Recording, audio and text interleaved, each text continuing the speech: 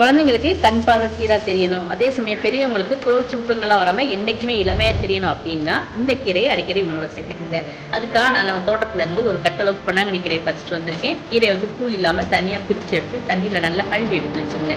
ஒரு பாத்திரம் வந்து இந்த மாதிரி ஒரு மண் சட்டியில ஊற வச்ச பாசி பருப்பு 1/4 கப், கூடவே பருப்பு வேகிறதுக்கு தேவையான அளவு தண்ணி, 2 சின்ன வெங்காயம், ஒரு தக்காளி, 5 பல் பூண்டு, 3 பச்சை மிளகாய், அப்புறம் கொஞ்சம் பச்சீரகம், மஞ்சள் தூளாம் சேர்த்து பருப்பை வந்து இந்த அளவுக்கு நல்லா வேக வச்சு எடுத்து வச்சுக்கோங்க. இப்போ வந்து சுத்தம் பண்ணி வச்சுட்டு கீரையும் சேர்த்து நல்லா வேக விடுங்க.